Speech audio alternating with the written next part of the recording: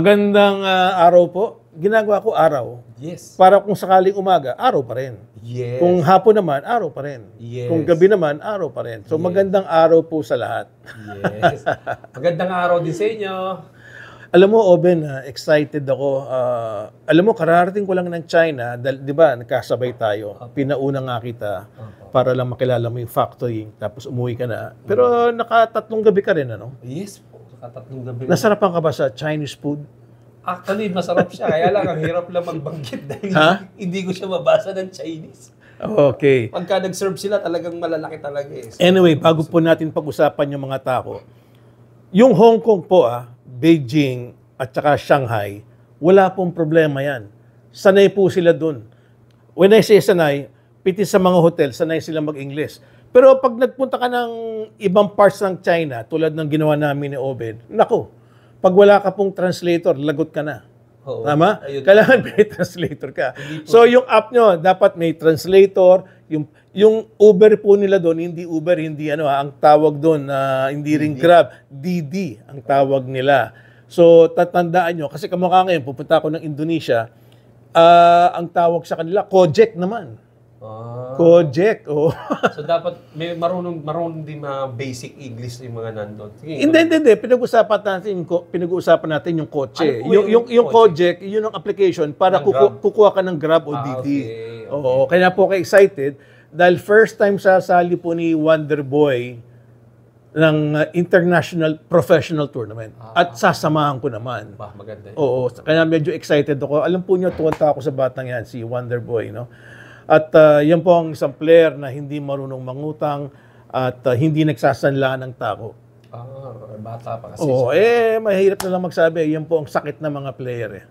Okay? Totoo. So, ano ngayon yung gusto mong ipakita sa ating mga audience? Okay, ang ipapakita natin sa mga audience natin yung ating pinakamahal na queue. Yung ating JF 2023 na pinakamahirap gawin at pinakamaraming design. Nakikita ko nga, Obe, no? Ayan. Ang daming inlay niyan. Ito ang itsura nito ay talaga namang pag tinamaan ng ilaw, nag-iiba-iba na ng kulay ang mga design. Ano bang kulay nakikita mo sa ngayon dyan? Sir, sa nakikita ko dito, may light green, may blue, Oo nga may yellow. So, nag-iiba-iba siya. Tsaka pati doon sa singsing na ginamit sa kanya, parang may mga kumikinang-kinang. Yes. Yan. Ganda. Pakita mo nga, Mr. Moderator, yung ating... Director. Hindi na moderator. Director pala. Okay. Yan po si Marvin Saplot, ang aming cameraman director ngayon. At pinakikita niya yung ganda po ng inlay. Yes.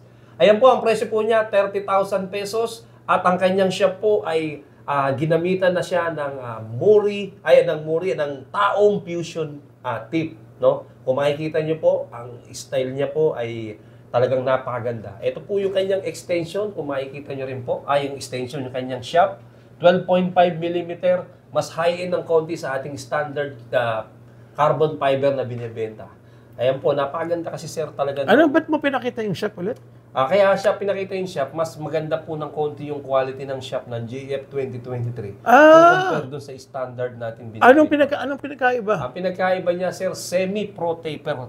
Semi-pro taper. opo. Ibig mong sabihin siya lang ang naiba sa lahat? Yes, naiiba po kasi iba po yung pagkaka-quality ng queue niya.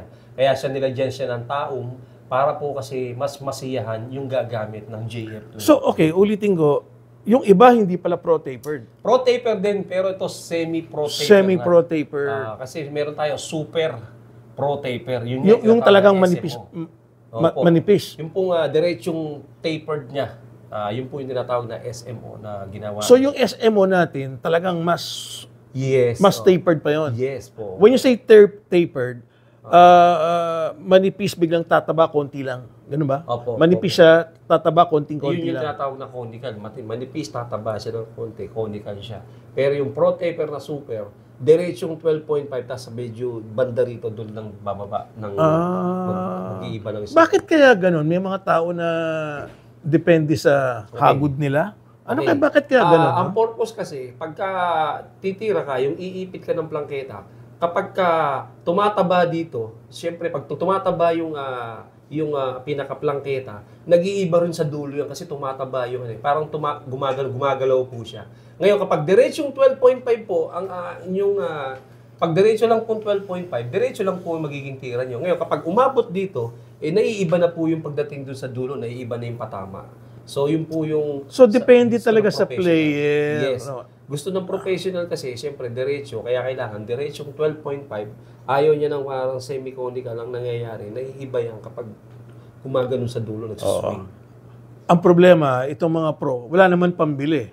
Yun lang. So, hindi alam ng mga amateur yan. Yes. So, yung amateur, nakikigaya na lang. Opo. Nakikigaya na lang. Actually, maganda rin siyang gamitin talaga yung pro taper talaga dahil hindi siya malikot itira. Baka marinig ka ng mga amateur, sabi lang, oy, sabi ni Mr. Obensena, kailangan pro-tapered. Paniniwalaan ka nila. Nasa sa kanila naman po yun kung ano pong gusto nila. Pero siyempre, mas maganda yung magsimula ka na sa tama. Pero ako naniniwala pa rin, depende kung saan ka nakasanayan. Kung ano yung nagamayan mo. Pag nagamayan mo na yung takong yun, hanapin mo na yung ganong klaseng tira o taper. Yan po. Tama po yung sinasabi nyo. Kanya-kanyang sanayan lang talaga. Yes. Hindi naman pwedeng pagbili mo, magaling ka kaagad. Hindi po ganun. So, ayan po, yung ating JF 2023 na may carbon fiber shaft na taong fusion tip na nilagay. Ang presyo po nito, 30,000 pesos, complete set. Meron siyang extension na kasama. Ang extension niya, 6 inches na carbon fiber din nakalagay. J-Flower Q. At ayan po, nakikita niyo. Gawa po siya sa yung alloy po. Ayan po, meron siyang case. Ayan, kung makikita nyo. Mag-message lang kayo sa akin, Obensena, kung gusto nyo mag-avail ng JF 2023. O, sir, may sabihin pa ba kayo? Wala na. Basta tandaan nila, Obensena, kukontakin nyo sa FB Messenger. Wala kang kapangalan, di ba? Wala po akong kapangalan. Ayos na, buti. Wala kang kapangalan. Kundi kikita yung kapangalan mo. Maraming salamat po. Thank Okay. you.